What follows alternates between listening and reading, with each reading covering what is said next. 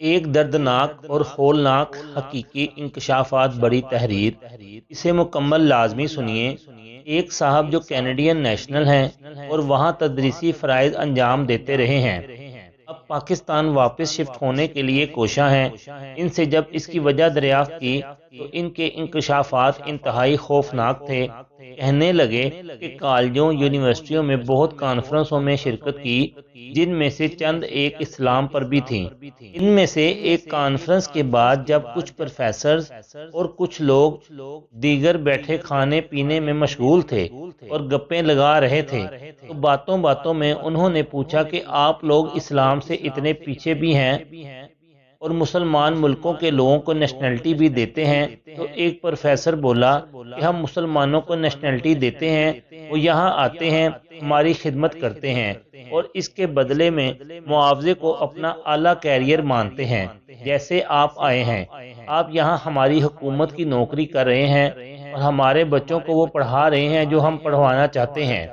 اس کے بدلے آپ کو اچھی تنخواہ ملتی ہے اور فیملی سمیت اچھی زندگی گزار رہے ہیں۔ جو پیچھے آپ کے دیگر لوگوں کے لیے بڑی کشش رکھتی ہے، ان میں بہت سے ہماری نوکریوں کے لیے تیار ہو رہے ہیں۔ یہ ہمارا پہلا مقصد ہے۔ اور دوسرا یہ کہ آپ جیسے زیادہ تر لوگ اپنے مذہب پر قائم رہیں گے، پر کیا آپ کو لگتا ہے کہ آپ کی اگلی نسل بھی آپ جیسی مذہب پر قائم رہنے والی ہوگی؟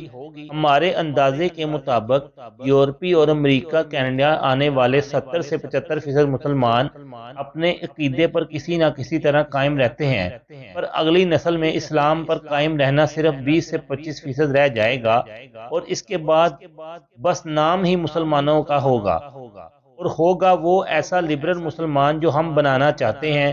اس لیے ہماری نظر تم لوگوں کی تیسری اور چوتھی نسل پر ہے، جو صرف نام کی مسلمان ہوگی بلکہ اصل اسلام اور مسلمانوں کے دشمن ہوں گے، جو کفار کے حق میں اور مسلمانوں کے خلاف دلائل دیتے اور ذہن سازی کرتے نظر آئیں گے۔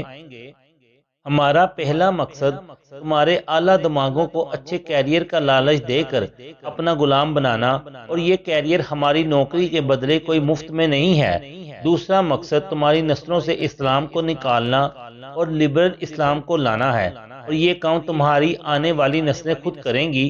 وہ صاحب کہنے لگے کہ اس انگریز پروفیسر کی باتیں سن کر میں نے جب اپنے بچوں کا تجزیہ کیا تو یہ دیکھ کر حیران رہ گیا کہ اس پروفیسر کی باتیں اور اندازے ناقابل یقین حد تک درست ہیں۔ مجھے اپنے بچوں میں دنیاوی معاملات میں کیریئر بنانے کی، آگے بڑھنے کی اور اس ماحول میں رچ بس جانے کی لگن نظر آئی، اور نہیں نظر آیا تو دین نظر نہیں آیا۔ اب میرے پاس ہاتھ ملنے اور پریشانی کے علاوہ کچھ نہیں ہے، کیونکہ دنیاوی معاملات میں الجھ کر اپنی اولاد کو نہ دین کی روشنی پہنچا سکا اور نہ ہی اپنی سماجی اقتدار سے بہرہ مند کروا سکا۔ اب واپس جانا پڑا تو خود ہی جا سکتا ہوں، کیونکہ اولاد تو کینیڈین نیشنل ہے اور ان پر اب میرا کوئی زور نہیں۔ میں ان کی باتیں سن کر سوچ میں پڑ گیا کہ اس انگریز پروفیسر کی باتیں صرف باتیں نہیں ہیں، بلکہ اسلام دشمنی اور ہماری سماجی معاشرتی اقتدار کو توڑنے کا کئی دہائیوں پر مشتمل ایک پلان ہے۔ 80-90 کی دہائیوں تک پرائیویٹ سکولوں میں داخلے کو اچھا نہیں سمجھا جاتا تھا، پھر ہوا کا رخ بدلا گیا اور اب سرکاری سکولوں میں داخلے کو نیچ سمجھا جاتا ہے، کیونکہ اس کا نظام برباد کر دیا گیا۔ انگریز نے ہمارے تعلیمی نظام کو ایسا بنوا دیا کہ سرکاری سکولوں میں انگریزوں کے پالتوؤں کے ووٹروں اور سپورٹروں کی کھیپ تیار ہو، اور پرائیویٹ سکولوں میں اچھے کیریئر کا لالچ دے کر اپنی خدمت کے لیے غلاموں کو تیار کیا جا سکے، اور ان غلاموں کے ذہنوں میں نقش ہو کہ انگریز ان سے افضل ہیں۔ آج کل کے حالات میں اپنی استعداد کے مطابق بچوں کو اعلیٰ تعلیم دلوانا بہت ضروری ہے، پر ان پر نظر رکھنا کہ کہیں کوئی غلط عقیدہ یا نظریہ تو ان کے دماغوں میں نہیں ڈالا جا رہا، یہ بھی بہت ضروری ہے۔ اور ان کو دینی تعلیم دلوانا ہم پر لاگو ہے، سکولوں کالجوں پر نہیں، اس لیے ان کے دینی تعلیم و تربیت کا بندوبست کرنا اشد ضروری ہے۔ ہماری بدقسمتی یہ ہے کہ ہمارا تعلیمی نظام اشرافیہ اور یہود و نصارہ کا غلام تو تیار کر رہا ہے، پر وہ مسلمان تیار نہیں کر رہا، جس کی خودی کا، حرمت کا، عشق کا، ولولے کا اور جوش ایمانی کا اظہار علامہ اقبال رحمۃ اللہ علیہ نے جا بجا کیا ہے۔ ہم لوگ جنت اور حوروں کے طلبگار بھی ہیں اور دعوے دار بھی ہیں، کیا یہ سب کچھ صرف ہمیں ملے گا اور کفار کو کچھ نہیں ملے گا؟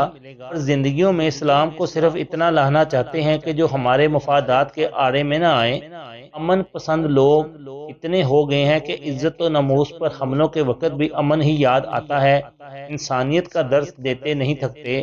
جب یہود و نصارہ مسلمانوں کو گاجر مولی کی طرح کاٹتے ہیں، تب کبھی کبھار کوئی مذمتی بیان جاری کر کر جان چھڑوا لی جاتی ہے۔ تاریخ اٹھا کر دیکھ لی جائے، 1952 کی پہلی تحریک ختم نبوت سے لے کر آج تک ہر لیڈر اور حاکم میں اسلام اور عشق کے لیے بغض اور کفار و گستاخوں کے لیے ہمدردی نظر آتی ہے۔ بدقسمتی سے ہزاروں لاکھوں کلمہ گو علماء اور نام نہاد عاشق بھی ان لیڈروں حاکموں کے ساتھی بن جاتے ہیں۔ اس لیے ہی آج قوم ذلت و رسوائی کی گہرائیوں میں ڈوب چکی ہے۔ اسلامی تاریخ بانگے درا بتا رہی ہے کہ عزت صرف اس کی ہوئی جس نے عزت و ناموس اور ختم نبوت پر پہرا دیا، اور وہی قوم کامیاب ہوئی جو دین حق اسلام کے قوانین پر چلی۔ لائک اور شیئر کر دیں، چینل کو سبسکرائب اور فالو کر دیں۔